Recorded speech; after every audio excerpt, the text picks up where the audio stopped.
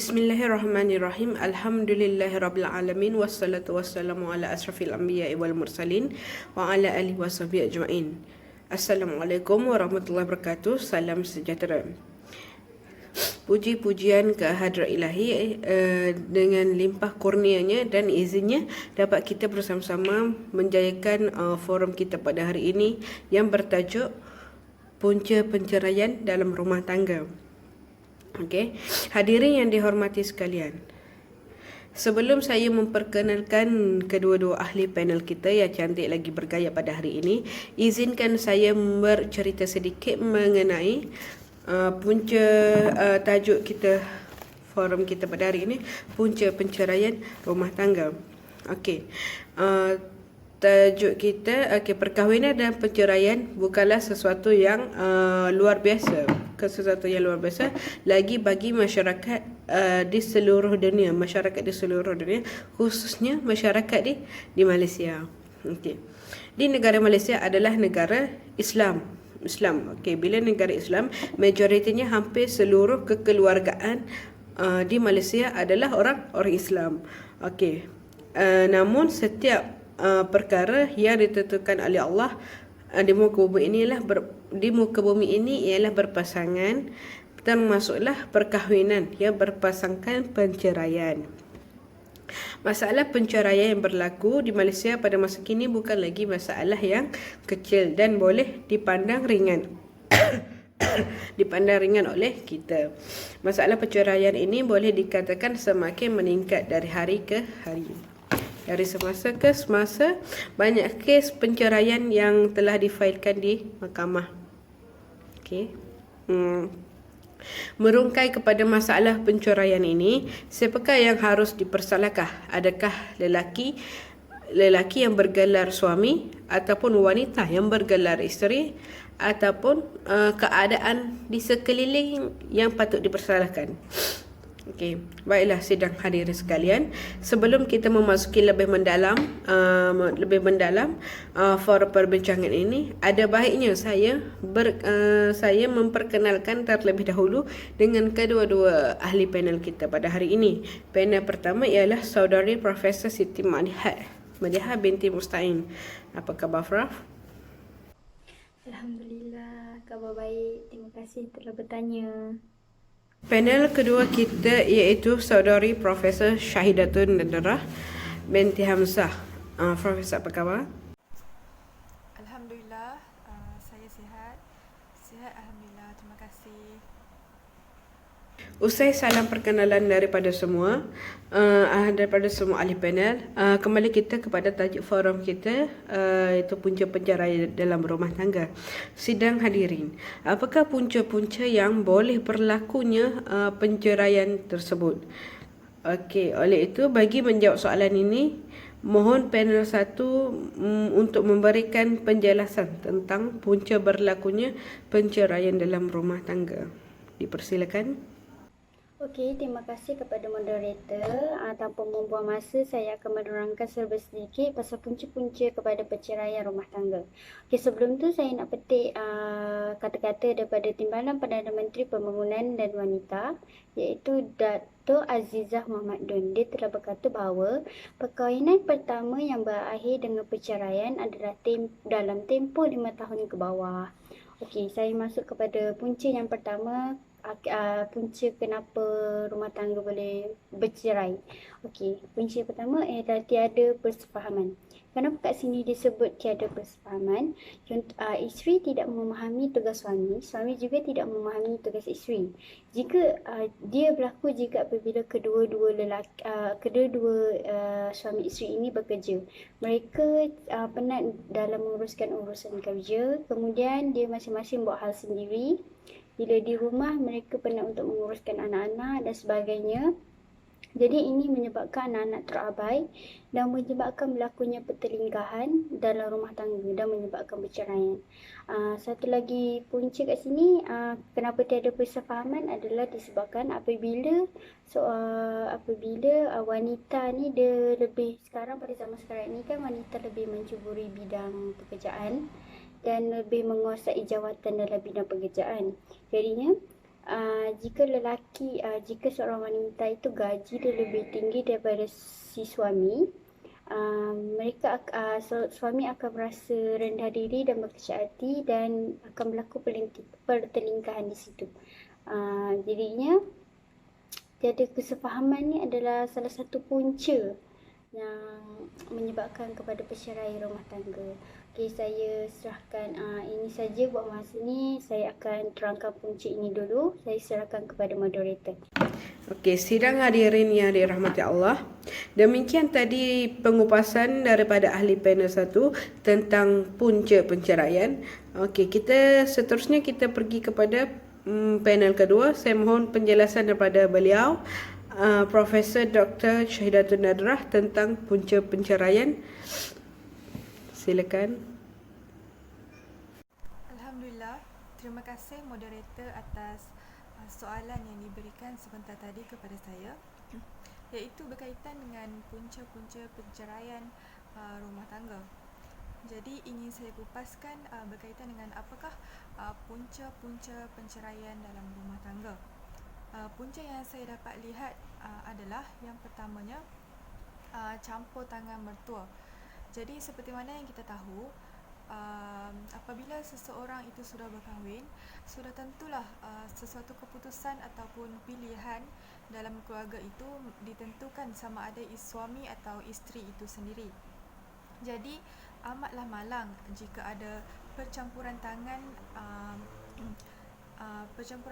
antara mertua yang dalam melakukan keputusan ataupun pilihan dalam keluarga itu. Dan ramai yang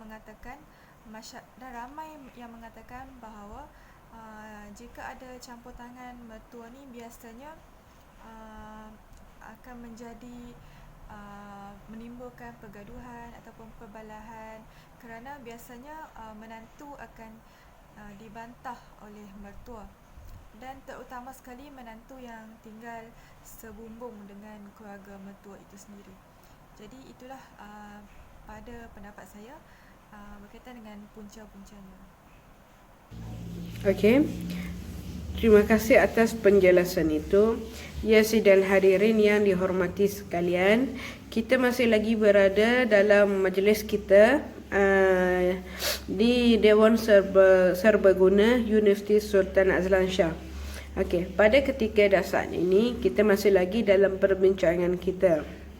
Saya ingin bertanyakan kepada panel pertama, masih ada lagikah punca-punca yang Prof tidak menyebut dalam slot tadi? Masih ada lagikah punca-punca yang lain selain daripada punca tadi? Okey, terima kasih kepada moderator dan panel kedua kerana memberikan ruang kepada saya untuk meneruskan lagi perbincangan ini. Okey, saya akan masuk kepada punca perceraian yang punca perceraian, iaitu punca perceraian yang ketiga ya. Punca perceraian yang seterusnya adalah tidak bertanggungjawab. Tidak bertanggungjawab ni dia berkait rapat dengan tidak kesefahaman. Kenapa dikatakan tidak berkait rapat? Sebab apa? Jika tidak ada kesefahaman, pasangan ni dia mula rasa bosan dan malas untuk berkomunikasi. Kat sini ia akan menyebabkan kepada pasangan ini tinggalkan tanggungjawab mereka sebagai seorang suami atau sebagai seorang isteri. Lagi-lagi jika seorang suami itu mereka tidak ada sifat tolong menolong antara satu sama lain. Contohnya dalam urusan anak, si suami menyerahkan 100% urusan anak ni kepada isteri dia. Jadinya dia akan memberikan beban kepada si isteri kerana si isteri ni dia penat untuk menguruskan urusan kerja, kemudian dia dengan urusan kerja dan urusan rumah tangga. Jadi ini menyebabkan satu pertelingkahan dan menyebabkan perceraian. Tidak bertanggungjawab ni adalah satu perkara yang tidak baguslah dalam sesebuah rumah tangga. Okey, kita masuk kepada poin yang seterusnya, punca yang seterusnya, iaitu punca yang paling utama adalah kahwin muda. kenapa dikatakan kahwin muda ni adalah punca utama? Okey, saya terangkan. Apa maksud kahwin muda ni adalah kahwin yang umur dia 18 tahun atau lepasan SPM, yang mana dia masih belum matang dalam menguruskan hal rumah tangga atau belum matang dalam menguruskan permasalahan yang berlaku dalam sebuah rumah tangga ni. Lepas tu kemudian faktor dia adalah pun si suami ni tidak mempunyai pendapatan ataupun mata pencarian dia masih belum kukuh untuk si isteri. Itu adalah sedikit sebanyak punca kepada impak kepada keluarga, impak kepada perceraian rumah tangga itulah. Kemudian satu lagi, kenapa kahwin muda ni adalah punca kepada perceraian rumah tangga adalah setengah masyarakat pada zaman sekarang ni dia suka mengikut trend. Jika dilihat di media sosial, melihat kawan-kawan mereka berumah tangga, mereka berasa ingin berumah tangga. Jadinya dia suka ikut trend. Kiranya suka terpengaruh kepada media masa lah kiranya. Dia kawan dia nak kahwin, dia pun rasa nak kahwin. Itu yang menyebabkan kepada tiada kesefahaman. Lepas tu kemudian belum matang dalam menghadapi masalah yang hadapi dalam rumah tangga. Itu menyebabkan kepada perceraian lah. Jika anda nak tahu, jumlah kes perceraian pada 2017 adalah sebanyak 51,642 kes perceraian. Bayangkan betapa banyaknya. Itu 51,642 kes perceraian itu membabitkan individu yang berumur 30 hingga 34. Betapa besarnya kes perceraian ini. Jadinya kita sebagai seorang suami ataupun isteri ataupun bakal jadi suami ataupun isteri, kita perlu mengelakkan diri daripada perceraian seboleh-bolehnya. Okey, itu saja daripada saya. Saya serahkan kepada moderator. Terima kasih. Okey. Bagaimana pula dengan pendapat daripada Profesor Syahidatul Nurrah? Masih ada lagi kah punca-punca daripada Prof yang ingin Prof tambah sendiri? Masih adakah? Terima kasih sekali lagi moderator di atas soalan yang diberikan, iaitu berkaitan dengan punca-punca lain yang menyebabkan berlakunya perceraian dalam rumah tangga. Jadi ini saya berikan tiga punca lain yang menyebabkan berlakunya perceraian dalam rumah tangga, iaitu ketagihan dadah. Ganja dan heroin adalah yang paling popular dalam masyarakat hari ini, dan apa yang paling mengejutkan sekali, ramai bakal isteri yang sudah pun mengetahui bahawa bakal suami mereka itu adalah seorang penagih dadah ataupun terlibat dengan penagihan dadah. Namun mereka masih tetap ingin meneruskan perkahwinan kerana mereka berfikir bahawa selepas berkahwin suami mereka akan berubah. Namun percayalah, jika seseorang itu sudah pun terlibat dengan dadah, pasti mereka akan sukar untuk melupakannya. Jadi kita boleh bayangkan sendiri, jika suami itu dah ketagih dengan dadah, macam mana, apakah yang akan berlaku kepada keluarga mereka? Pastinya kasih sayang terabai, nafkah terabai, dan tentunya dari situ isteri akan menuntut cerai kerana mereka tidak merasakan bahagia lagi dalam perkahwinan. Dan yang kedua adalah curang dengan pasangan. Ni antara punca-punca yang banyak sangat berlaku pada hari ini, dan kita boleh katakan hal ini adalah satu perkara yang menjijikkan, kerana kadang-kadang curang ni tak semestinya dengan orang luar yang kita tak kenal, tapi juga boleh berlaku antara orang yang terdekat, iaitu antara abang ipar dengan adik ipar, curang antara isteri dengan isteri kawan baik sendiri, dengan kawan baik sendiri dan sebagainya. Jadi namun ia telah pun menjadi barah dalam masyarakat kita pada hari ini. Mereka bagaikan seolah-olah tidak rasa bersalah dengan mengadakan hubungan sulit di belakang pasangan masing-masing. bukan sekadar lelaki sahaja yang melakukan curang, tapi juga ramai juga dalam kalangan wanita yang yang turut curang dengan pasangan mereka. Jadi apabila pasangan mereka dah tahu bahawa pasangan mereka itu curang, dah tentulah jalan yang terakhir sekali yang mereka akan lakukan adalah dengan menuntut penceraian. Jadi dari situ kita boleh lihat bahawa curang ini sangat-sangatlah bahaya dan boleh menyebabkan berlakunya penceraian. Jadi yang terakhir insya-Allah setakat ini yang dapat saya kupaskan berkaitan dengan punca penceraian, iaitu enggan dimadukan. Jika kita sebut pasal madu, sudah tentulah ramai dalam kalangan wanita terutamanya yang tidak menyukainya, yang tidak menyukai perkataan madu ni, baik yang sudah berkahwin maupun yang belum berkahwin. Kerana bagi mereka, madu ini hanya akan merosakkan hubungan keluarga mereka dan mereka terpaksa berkongsi kasih sayang suami dengan wanita lain. Dan ramai isteri yang tidak mahu dimadukan dan mereka lebih rela diceraikan. Sungguh pun begitu, tidak ada kajian khusus yang dilakukan setakat ini berkaitan dengan kenapa isteri enggan dimadukan.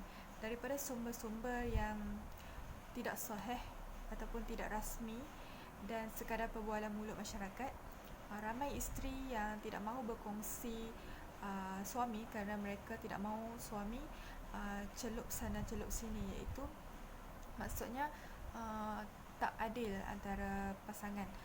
Nampak agak kurang sopan perkataan ni, tapi itulah kebenarannya. Isteri hanya mahukan suami mereka menumpukan sepenuh perhatian dan melayan mereka 24 jam dan bukannya dengan perempuan lain, walaupun perempuan itu dah pun berstatus halal dengan suami ataupun kita boleh sebut dengan isteri kedua kepada si suami.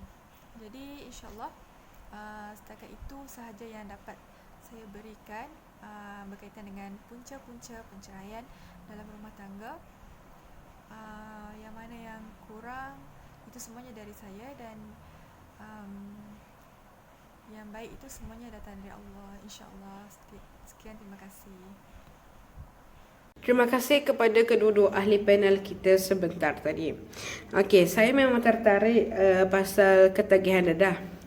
Ketagihan dadah. Okey, penagih dadah ni cukup dibenci. Cukup dibenci oleh masyarakat kita. Kerana mereka ni berpotensi tinggi untuk melakukan jenayah. Contoh, membunuh ahli keluarga, merompak, merogol dan lain-lain sebagainya, yang perkara-perkara yang mengundang kepada jenayah, mengundang kepada ketidakbaikan. Okey, apatah lagi dalam perkahwinan. Mungkin bila dia dah menjadi penagih dadah, mungkin ke atas isterinya pula. Macam itulah. Okey, polis pun dah tak tahu nak buat macam mana dengan kes ni. Mereka pun dah naik menyampah dengan kes-kes yang macam ni. Sebab bila polis ambil masuk penjara, bila keluar penjara dia buat balik, dihisap balik dadah, dia menagih balik. Macam tu. Penyakit dadah ini boleh dirawat, boleh dicegah, boleh diubati, tetapi asalnya perbuatan ini daripada kekuatan iman kita sendiri, daripada hati kita sendiri. Kalau iman kita tak kuat, selagi itulah kita boleh terjebak dengan benda-benda yang tidak berfaedah.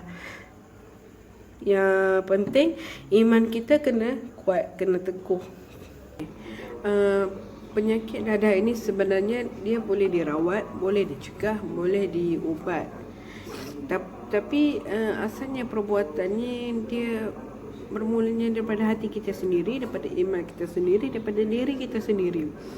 Kalau kita set dekat minat kita nak berubah, insya-Allah kita akan berubah. Tapi kalau iman kita masih lagi tak kuat, hati kita masih lagi kotor, kita akan melakukan balik kesilapan yang telah kita lakukan.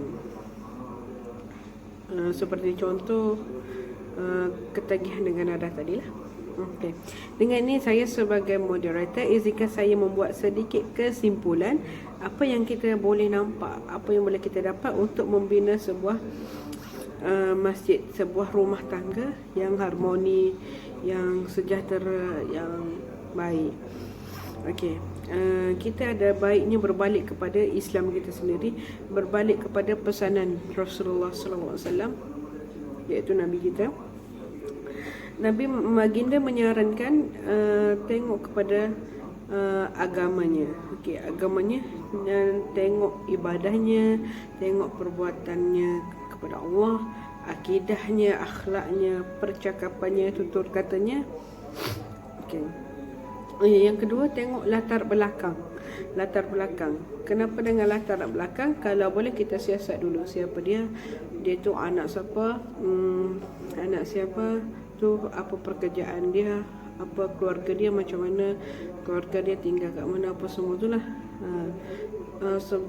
Untuk mengelakkan seboleh-bolehnya lah, kita carilah yang sepadan dengan kita. Itu lebih baik. Okey.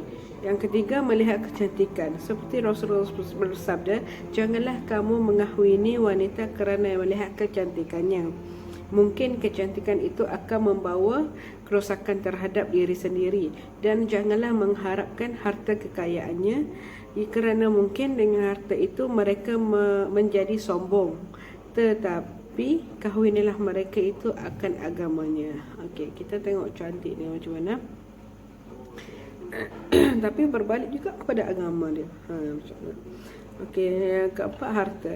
Harta, macam harta ni kita jangan tolak dia tu sebab dia miskin, sebab dia susah, sebab dia dhaif.